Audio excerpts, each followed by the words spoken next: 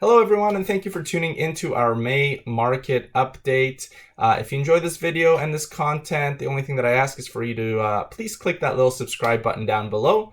I could use a few followers on my YouTube channel. And as you can imagine, there's lots to cover this month. So without any further ado, let's take a look at the numbers. As we always do, we're going to start off by taking a look at our market activity table for the last 6 months. Now, before we get too deep into the April numbers, let's quickly review what happened in March when the world basically stopped due to COVID. So as we covered last month, March ended up dipping into a seller's market at 3.8 months of inventory. So if you recall, anything below 4 months is a seller's market. And that was despite the fact that the majority of the sales actually happened in the first 2 weeks of the month before the state of emergency was announced. And I believe if not for COVID, our months of inventory in March would have actually dipped well below 3 months. It was a very active market at that time, and there wasn't a lot of new listings coming on. Which brings us to April, and look what happened. Our total number of listings remained relatively stable, but our total number of sales gets cut in half. So what does that mean for months of inventory? Well, we go from 3.8 and a seller's market all the way up to 8.5 and into a buyer's market. Now, look, let's face it. I don't think this is a big surprise to anyone.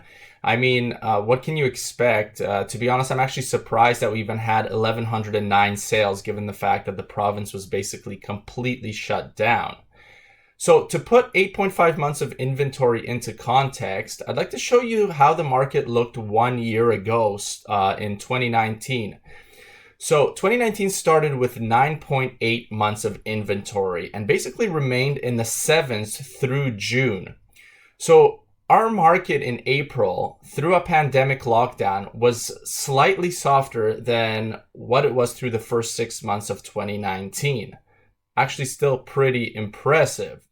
But having said that, the 1,109 sales in April were 62.7% below the 10-year average for the month of April. And that was the lowest total for the month on record. But again, that makes a great headline, but I don't think this is a surprise to anyone, and it shouldn't be considering the circumstances that we were in. The last thing I want to show you is a breakdown of the months of inventory by property type. And we start with the detached market, which continues to be the weakest out of the three. Now up to 10 months of inventory, well into a buyer's market.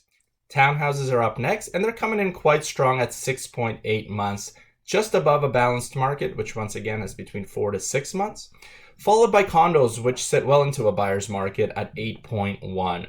So the townhouse segment is performing the strongest at this point in time, which if you're looking for a best case scenario, right now actually would not be a bad time to be moving up from a townhouse to a single family detached because of that gap in months of inventory.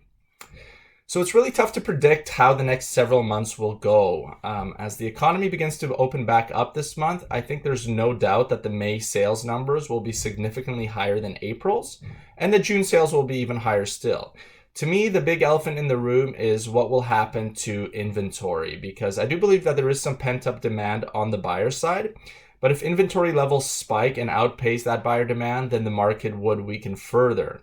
Now, one reason for inventory levels to spike would be solvency issues, but we're only 2 months into a 4-month mortgage deferral option offered by many lenders. So folks that would normally be feeling the pinch right now still have a couple of months to get their feet back on the ground. So personally, I don't believe that we're going to see much of a spike in months of inventory in May.